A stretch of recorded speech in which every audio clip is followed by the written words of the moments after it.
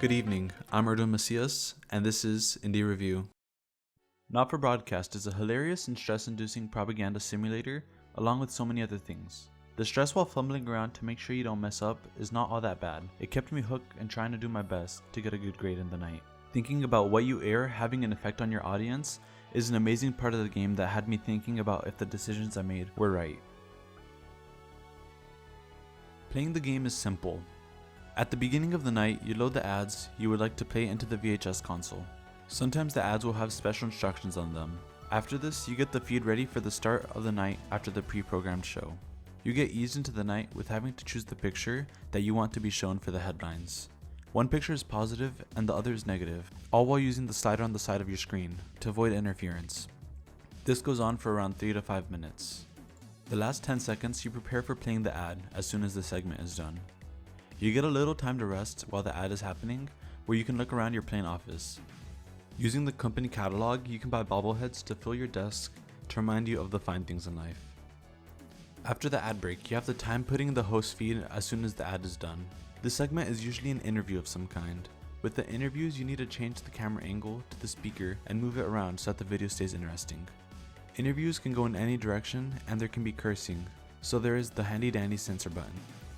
This button censors the main feed, which plays 2 seconds after the studio feed, giving you a chance to react and properly censor the language, so you do not lose your job. The final part of the night is about the same thing as the first and the second. Being in charge of the feed is not a bad job, you just have to get used to hearing multiple voices at the same time that are overlapped. After finishing your shift, you can use the catalog to buy upgrades so you can avoid power surges or better antennas to have an easier time with the interference. Or you can spend your money on posters and bobbleheads because they look cool. You can then go into the playback room and watch what the hosts were saying while muted because everything is recorded. The next couple of days after your shift are your family life, played through a read-through, where you get to make decisions and this impacts various things in the game, like how your family is dealing with the changes that are being made to the country.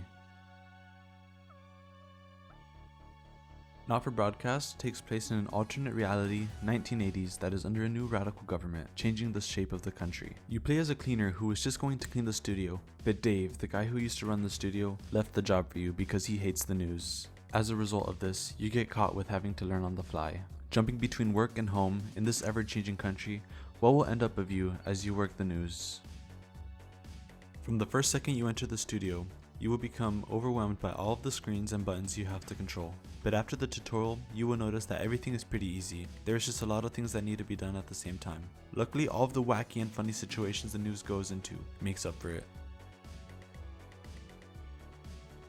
When I first chose this game, I didn't know what to expect. But wow, I found myself feeling like I needed a third eye to focus on everything so that I could do my best and avoid getting fired. I found myself laughing constantly because of all of the crazy and wild things that would happen. As of writing this, there are only 3 chapters in the story, but the developers are planning on making 10 chapters. Because of all of the writing and acting that needs to be done to make one chapter happen, means that the chapters will be released later on. But the content that is there does not leave you hanging.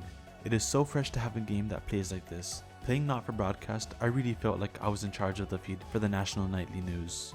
I was constantly scared of messing up and having to restart the night all over again. Everyone should give Not for Broadcast a chance. You can buy Not for Broadcast on Steam for $15. I can't wait to see where this game is going to end up, as it already has such an amazing start. If you liked the video, please leave a like. If you would like to give a suggestion on another indie game to review, please leave it down in the comments. And be sure to subscribe to and follow 881 The Berg.